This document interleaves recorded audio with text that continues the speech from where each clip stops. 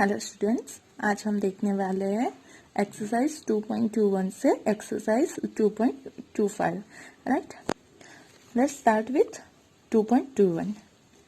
Two elements A and B from compounds having formula AB2 and AB4 when dissolved in 20 gram of benzene having formula C6H6. If 1 gram of AB2 lowers the freezing point by 2.3 Kelvin, whereas 1 gram of AB4 lowers it by 1.3 Kelvin, the molar depression constant for benzene is 5.1 Kelvin kilogram per mole inverse. Calculate atomic mass of A and B. Right, हमें क्या दिया गया है equation में कि हमारे पास ए और B element मिलाकर दो कंपाउंड है.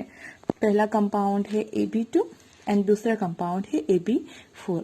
अगर जब हम 1 ग्राम AB2 को 20 ग्राम बेंजीन में डिसॉल्व करते हैं तो बेंजीन का जो फ्रीजिंग पॉइंट है वो कितना लोअर होता है, 2.3 केल्विन जितना कम हो जाता है. और अगर हम 1 ग्राम AB4 को 20 ग्राम बेंजीन में डिसॉल्व करते हैं तो उसका जो फ्रीजिंग पॉइंट है वो 1.3 केल्विन जितना कम हो जाता है. जो बेंजीन है उसका मोलर डिप्रेशन कांस्टेंट हमें दिया गया है 5.1. राइट, और हमें क्या फाइंड आउट करना है, तो ये जो एलिमेंट है ए एंड बी उसके हमें क्या फाइंड आउट करने हैं, मोलर मास फाइंड आउट करना है. तो हम ये जानते हैं, सही, ये जो दिया गया है वो मैंने लिख लिया है. पहले हम बात करते हैं AB2 की. तो हमारे पास फॉर्मूला क्या है, delta TF equal to KF into m, जहाँ पे M क्या है, मोलालिटी. राइट, मोलालिटी की फॉर्मूला क्या होती है, mass of solute divided by molar mass of solute into mass of solvent. तो हमें क्या होगा कि यहाँ पे ये सारी टर्म्स दी गई है और यहाँ पे हमें क्या मिलेगा, तो हमें मास ऑफ AB2 मिलेगा. राइट, तो हम बाकी सारी टर्म्स जिसकी वैल्यू दी गई है उसे रिप्लेस करेंगे तो हमें क्या मिल जाएगा, M2 मिल जाएगा, जो कि क्या है, वो AB2 का मोलर मास है जो होगा 110.87 ग्राम पर मोल. राइट, ऐसे ही हम क्या करेंगे, तो AB4 के लिए भी हम फाइंड आउट कर सकते हैं. सही है कि जब हम AB4 बेंजीन में डिसॉल्व कर रहे हैं तब उसका डिप्रेशन कितना हो रहा है, बॉइलिंग फ्रीजिंग पॉइंट का 1.3 केल्विन. तो हमारे अगेन वही फॉर्मूला यूज करेंगे, delta TF is equal to KF into m. AB4 है तो उसके लिए हमने डैश डैश यूज कर लिया है, बाकी सब वैसा ही है. M क्या है, हमारी मोलालिटी, तो उसका हो जाएगा मास of solute divided by molar mass of solute into mass of solvent. सही है, तो हम सारी वैल्यूज रिप्लेस कर देंगे तो हमें मिल जाएगा AB4 का मोलर मास. अब हम क्या कर सकते हैं, हमें AB2 और AB4 दोनों का मोलर मास मिल गया. जो AB2 है वो कैसे बनता है, तो 1 A और 2 B को मिला के क्या बनता है, हमारा AB2. तो हम कह सकते हैं A plus 2B equal to जो AB2 का मास होगा वही होगा. AB4 कैसे बनेगा, तो 1 A और 4 B मिला के बनेगा क्या, हमारा AB4. तो हम AB4 की जगह क्या लिख सकते हैं, A plus 4B equal to 196.15. Right, अब हम क्या करेंगे, तो ये हमारे पास दो इक्वेशन आ गए.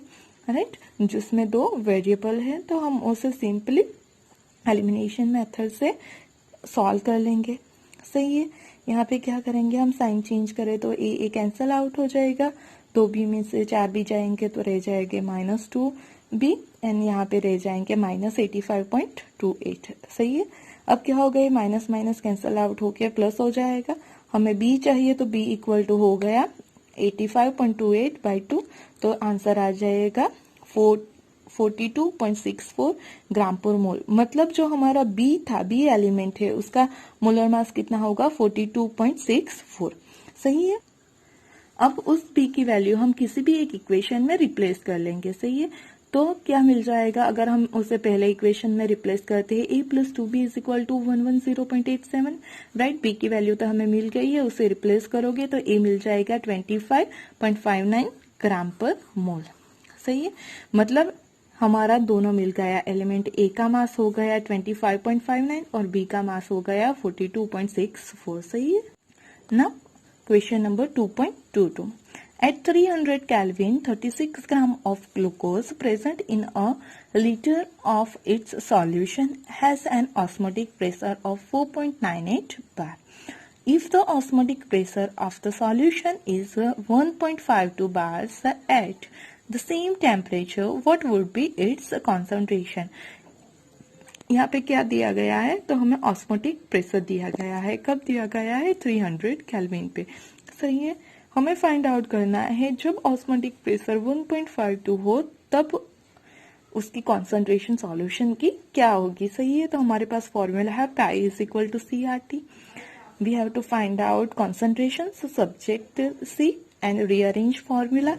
Now osmotic pressure is given, which is 1.52. We know R is a universal gas constant, so we can replace that value, and T is also given, which is 300 Kelvin, right? So replace all values and you will get the concentration, which is 0.061 molar. सही है. Now exercise question number 2.23. Suggest the most important type of intermolecular attractive interaction in the following pairs. First, normal hexane and normal octane. Second, I2 and CCl4. Third, NaClO4 and water. Fourth, methanol and acetone. Fifth, acetonitrile and acetone. Right. यहाँ पे हमें क्या दिया गया है, तो 5 पैर दी गई है और ये 5 पैर है उसमें हमें देखना है कि कौन सी पेयर में कौन सा इंटरमोलिक्यूलर अट्रैक्शन फोर्स अप्लाई हो रहा है. राइट. कि ये जो दो मॉलिक्यूल है उन लोग दोनों के बीच में कौन सा इंटरेक्शन अट्रैक्शन फोर्स अप्लाई होगा वो हमें फाइंड आउट करना है. तो हम देखते हैं फर्स्ट क्वेश्चन. फर्स्ट क्या है? Normal hexane and normal octane. अगर हम बात करते हैं तो जो ये हमारा नॉर्मल हेक्सेन और नॉर्मल ऑक्टेन है दोनों कैसे है? नॉन पोलर है. सही है. और हमने 11th में स्टडी किया था अगर दोनों मॉलिक्यूल नॉन पोलर है तो उसमें क्या होगा, तो लंडन फोर्स अप्लाई होगा या डिस्पर्सन फोर्स अप्लाई होगा. सही है. दूसरा हमारा क्या कौन सा मॉलिक्यूल है? I2 एंड CCl4 है. उसमें भी ऐसा ही होगा कि I2 और CCl4 दोनों हमारे कैसे हैं? नॉन पोलर है. और दोनों मॉलिक्यूल्स जब नॉन पोलर होते हैं तो उनके बीच में कौन सा फोर्स अप्लाई होता है? लंडन फोर्स या डिस्पर्सन फोर्स अप्लाई होता है. सही है. हमने ये पढ़ा था 11th में. अब हमारे पास तीसरी पेयर कौन सी है? NaClO4 and water. यहाँ पे क्या होगा, तो जो NaClO4 है वो कैसा है, तो Na plus ClO4 minus form करता है. सही है. मतलब कि ये हमारा कौन सा हो गया? आयनिक कंपाउंड हो गया. और ये जो वाटर है, ये वाटर में क्या होता है, तो हमें पता है कि जो ऑक्सीजन है इसकी इलेक्ट्रोनेगेटिविटी हाइड्रोजन से ज्यादा है. तो क्या होगा, it will attract the electron and will generate the partial negative charge on oxygen and generate partial positive charge on hydrogen. Right. Means water is our polar molecule and in polar molecule there is a dipole force. So we can say that there is a one ionic compound and one polar compound. So force applied between that two molecule will be a ion dipole force. सही है. अब हम बात करते हैं methanol and acetone. अब जो methanol है उसकी फॉर्मूला क्या है? CH3OH और acetone means CH3COCH3. Right. Here we know that the oxygen having a mole electronegativity, so it gets a partially negative charge and hydrogen get partially positive charge. Same here, carbon and oxygen in two element, oxygen having a more electronegativity, so it's attract this double bond electron and it become a partially negative and carbon become partially positive here. So we can say that there is a bond attraction between the oxygen and hydrogen, and this attraction is known as hydrogen bond. Right. So methanol and acetone molecule having a dipole interaction. Right. Because दोनों में कौन सा, तो dipole form हो रही है. और जो हाइड्रोजन बॉन्ड है वो भी एक टाइप का क्या है? डाइपोल इंटरेक्शन फोर्स ही है. तो आप दोनों में से कोई भी एक आंसर लिखोगे तो चलेगा. अगर आप ऐसा लिखोगे कि हाइड्रोजन बॉन्ड फॉर्म हो रहा है तो भी चलेगा, और आप ऐसा लिखोगे कि यहाँ पे डाइपोल इंटरेक्शन है तो भी चलेगा, सही है ना। Acetonitrile and acetone, acetonitrile means CH3 C triple bond N, and acetone means CH3 C double bond O CH3, right? Here nitrogen having more electronegativity, so generate there is a generation of dipole. Same here, there is a difference, electronegativity difference between carbon and oxygen, means there is also generation of dipole, means our both molecule are polar molecule, and between polar molecule there is a dipole interaction occurs, right मतलब acetonitrile और acetone में भी कौन सा होगा, dipole interaction होगा, क्योंकि ये दोनों को क्या है, तो हमारे पोलर सब्सटेंस है, राइट ना। Question number 2.24, based on solute solvent interactions, arrange the following in order of increasing solubility in normal octane and explain. Cyclohexane, KCl, CH3OH, CH3Cn, right? Here we have to explain that which solute is more soluble in normal octane or which solute is less soluble in normal octane, right? So our solvent is normal octane and they are our solute. हमें क्या देखना है, हमें increasing order में उसकी solubility के increasing order में arrange करना है कि नहीं इन सॉल्यूट को, कि कौन सा कम से सबसे ज्यादा सॉल्युबल है और कौन सा सबसे कम सॉल्युबल है, राइट। सॉल्युबिलिटी के लिए हमें क्या पता है, तो लाइक डिसॉल्व लाइक, राइट। अगर हमारा सॉल्वेंट पोलर है तो उसमें पोलर सॉल्युबल होगा, अगर वो नॉन पोलर है तो उसमें नॉन पोलर सॉल्युबल होगा। यहाँ हमारा सॉल्वेंट क्या है, नॉर्मल ऑक्टेन, और नॉर्मल ऑक्टेन क्या है, तो एक ऑर्गेनिक नॉन पोलर सॉल्वेंट है, क्योंकि ऑक्टेन में सारे कार्बन हाइड्रोजन बॉन्ड है, सही है, तो वो क्या हो गया, नॉन पोलर सॉल्वेंट। अब हम बात करते हैं हमारे सॉल्यूट की, तो पहला कौन सा है, साइक्लोहेक्सेन। साइक्लोहेक्सेन में भी क्या है, तो सारे कार्बन और हाइड्रोजन है, मतलब कि वो भी हमारा क्या हो गया, ऑर्गेनिक नॉन पोलर सॉल्यूट, सही है। जो KCl वो कैसे बनता है, तो K + Cl - मतलब KCl हमारा क्या हो गया, आयनिक सॉल्यूट हो गया। अब जो CH3OH है और CH3Cn है, तो यहाँ पे हम जानते हैं ऑक्सीजन और हाइड्रोजन के बीच में इलेक्ट्रोनेगेटिविटी का डिफरेंस है, ऐसे ही यहाँ कार्बन और नाइट्रोजन के बीच में भी इलेक्ट्रोनेगेटिविटी का डिफरेंस है, तो ये दोनों क्या हो गए, पोलर सॉल्यूट हो गए। अब इसमें दोनों में से पोलैरिटी किसकी ज्यादा है, तो जो यहाँ पे है ऑक्सीजन हाइड्रोजन, तो यहाँ पे ऑक्सीजन है इलेक्ट्रोनेगेटिव, यहाँ पे नाइट्रोजन, इन दोनों में से किसकी इलेक्ट्रोनेगेटिविटी ज्यादा है, तो ऑक्सीजन की।